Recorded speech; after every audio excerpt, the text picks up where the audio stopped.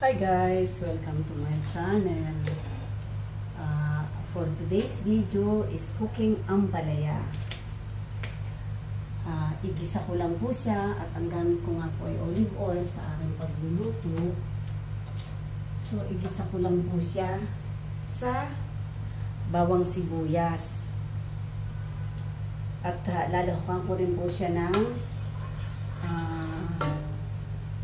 kusa, zucchini. Ito po ang ipang ulam ko sa ngayon. At pagkain Pinoy po ako ngayon. Pero bawal po sa akin. Magluto rin po ako ng alamang na fresh from Philippines na bigay ng aking mga chef na dumating. So ayan po, mag-isa ako ng ampalaya sa kong ulam ngayon. Ito. Yan nga, ilagay ko na ang sibuyas. Susunod ko ay bawang.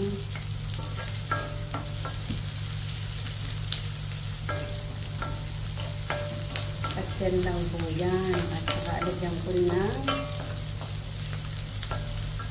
konting kamatis. At habang iginigisa ko siya, lagyan ko siya ng basil. Yan po ang ilagay ko lang dyan. At saka black pepper. Yan lang po ang aking sahog dyan sa ampalaya na yan.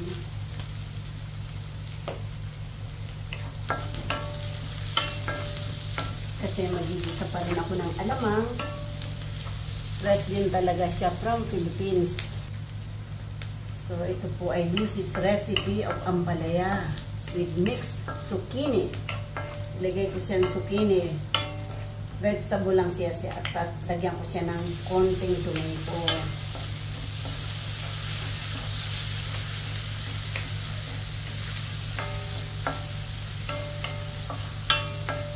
Wala akong ilagay dyan, kundi ganyan lang.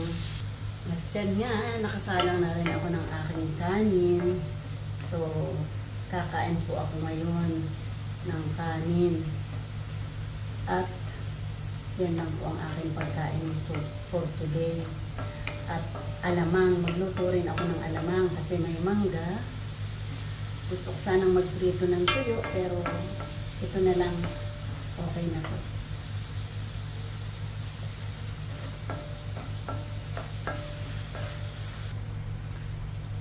Diyan nga po, gisa-gisa tayo. Lagyan ko rin po siya ng rosemary para pampabango sa aking ginisang ampalaya and zucchini.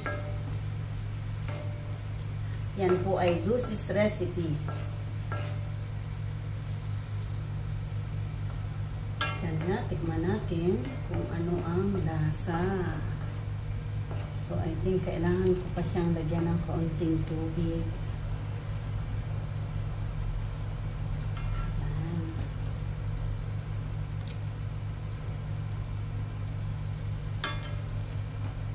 Ito po ang aking kalan dito. Ito ang aking kitchen dito sa Lebanon. My kitchen.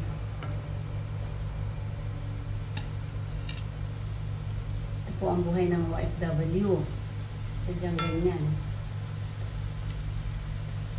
Masarap naman. Parang kailangan siya ng pepper pa. Naglagay pa ako ng pepper. Para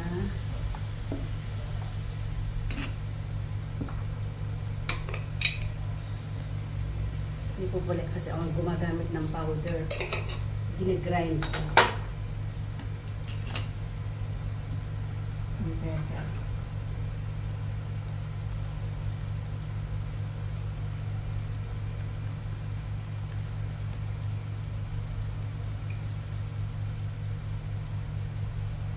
Yan. So, i-grind ko lang siya ang pepper ko. At dyan, pwede ko nang ilagay ang aking ampalaya with zucchini. Yan po ang aking pagkain ngayon.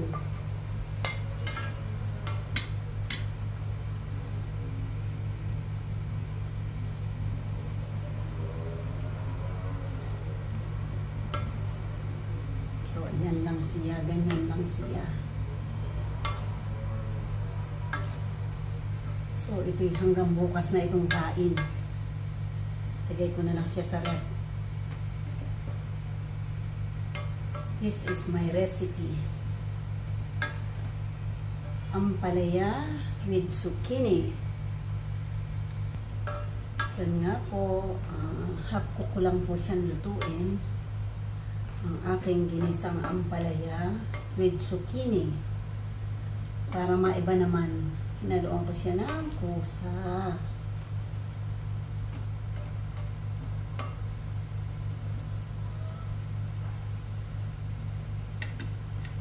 Naman natin kung ano ang lasa.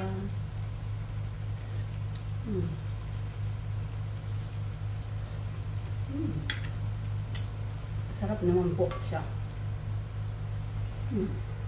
Good.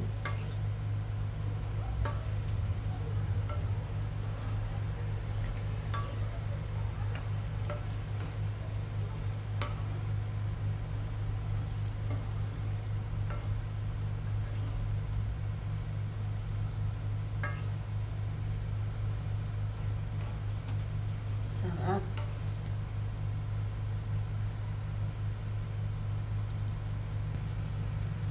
Dan may ampalaya. Luto na ang aking ginisang ampalaya. Yan nga po, luto na siya. So, luto na po siya. Ang isusunod ko naman ay alamang. Yan nga, isluto na po natin ang ating alamang na fresh from Surigao. At ito ay dala ni Brian. Pero, dadalhin ko rin po itong iba pag naluto ko sa work. Ibigay ko kay Brian at sobrang dami nito. Dahil magkakasakit ako nito sa bato. At talaga namang dalawa pala to. So, lutuin ko na lang. At, sa work, ang iba kasi sobrang dami nito. Hindi ko po ito kayang maubos na mag-isa.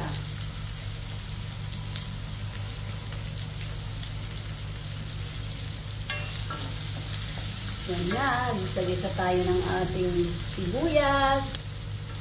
Lagay naman natin ang bawang kasi sa sibuyas muna ang inuuna ko para hindi masunog. So, bawang naman. So, yan, bawang naman ang ating isunod. So, yan guys, nagisa na natin ang bawang sibuyas. So, isunod naman natin ay ang kamatis. Yan.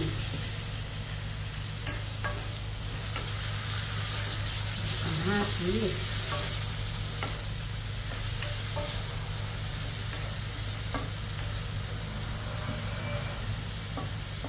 Isahin po natin siya ng lutong-luto ang kamatis. And kagaya ng dati, lagyan ko siya ng pepper. At saka herbs. Na pampasarap.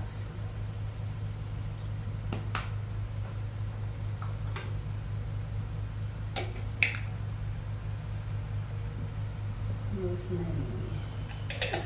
Ganyan po ako magluto palagi.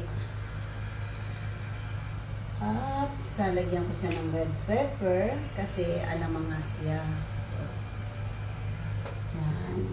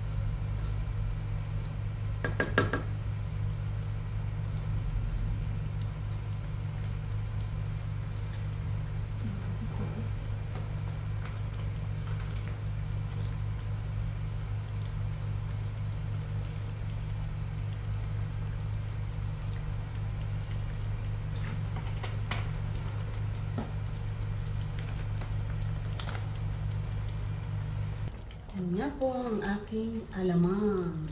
Alamang from Surigao. Niluluto ko at iniiga na lang. Na masarap siya, iba ang lasa niya.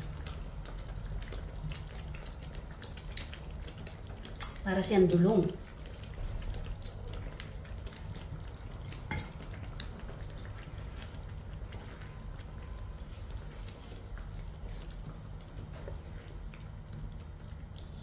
Iniiga ko lang siya para maalis yung tubig niya. Guys, luto na po itong alamang ko. So, yan. Luto na siya. Talaga namang ang naging itsura ng aking kalan. Napaka-amos. Diyan po.